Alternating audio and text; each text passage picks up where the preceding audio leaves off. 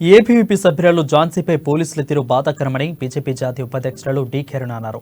ఝాన్సీపై పోలీసులు వ్యవహరించిన తీరును తీవ్రంగా ఖండిస్తున్నామని అన్నారు.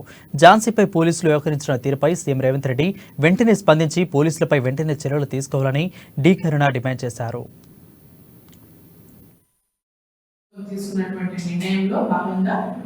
దాన్ని వ్యతిరేకిస్తూ ఏపీవీపీ కార్యకర్తలు పెద్ద ఎత్తున దాన్ని నిరసన వ్యక్తం చేశారు. ఆ నిరసన వ్యక్తం చేసేటువంటి క్రమంలో రాష్ట్ర ప్రభుత్వం ఆ నిరసనకు సంబంధించి సరైనటువంటి విధంగా రెస్పాండ్ కావాల్సింది పోయి సేమ్ యాజ్ టిఆర్ఎస్ పార్టీ వాళ్ళ మాదిరిగానే గతంలో స్వేచ్ఛ లేదు, ప్రశ్నించే స్వేచ్ఛ లేదు, పోలీసు అరెస్టులు కేసులు అనేక సందర్భాల్లో మాట్లాడినటువంటి కాంగ్రెస్ పార్టీ నాయకులు ఇవాళ అధికారంలోకి రాగానే వాళ్ళు అదే కంతులు కొనసాగిస్తారు. హైకోర్టును అక్కడి నుంచి తరలించి రాజేంద్ర నగర్ దగ్గర అగ్రికల్చర్ యూనివర్సిటీలో 100 ఎకరాల ల్యాండ్ కేటాయించాలని ఇప్పుడున్నటువంటి మన రాష్ట్ర ముఖ్యమంత్రి రేవంత్ రెడ్డి గారు తీసుకున్నటువంటి నిర్ణయానికి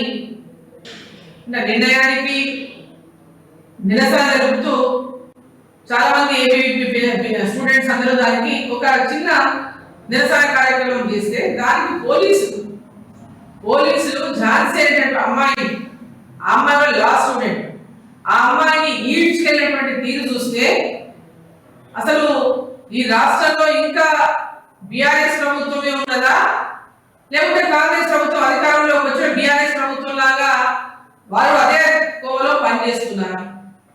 అంటే మీరు కూడా ఎవరైనా నిరసన తెలిపితే మేము కూడా ఇదే రకంగా బిహేవ్ చేస్తామని ఈ యొక్క సంఘటన ద్వారా రుజువు చేయదలుచుకున్నారా? హైకోర్టు అక్కడి నుంచి తరలించడానికి చాలా మంది వ్యతిరేకిస్తున్నారు. ఉమ్మడి ఆంధ్రప్రదేశ్ సర్వ్ చేసినటువంటి హైకోర్టు హెరిటేజ్ ఎంతో పెద్ద ఎత్తున 7 సంవత్సరాల చరిత్ర ఉన్నటువంటి హైకోర్టును అక్కడ తరలిస్తారంటే చాలా మందికి సెంటిమెంట్ గా కూడా అంత అవసరం ఏముంది ఇప్పుడు అన్నటువంటి ఆలోచన చాలా మందిలో ఉంది. ఎందుకంటే గత ప్రభుత్వంలో కేసీఆర్ గారు తన గుర్తింపు ఉండాలి, తన దేశమైనటువంటి తన పేరు ఉండాలని సెక్రటరీ కులగొట్టి సెక్రటరీ కట్టినట్టు ఇప్పుడున్నటువంటి ప్రభుత్వం కూడా హైకోర్టు తీసి కొత్త హైకోర్టు కడతాం, 100 ఎకరాల స్థలం ఇస్తామని. దానికి 100 ఎకరాల స్థలం అవసరమా? ఇప్పుడున్నటువంటి హైకోర్టు ఎన్ని ఎకరాల స్థలంలో ఉంది? మరి కొత్త కోర్టు సముదాయాన్ని నిర్మించాలంటే ఎన్ని ఎకరాల అవసరం ఉంది? నిన్న హైదరాబాద్ లో రాజేంద్ర నగర్ పరిధిలోన అగ్రికల్చర్ యూనివర్సిటీ దగ్గర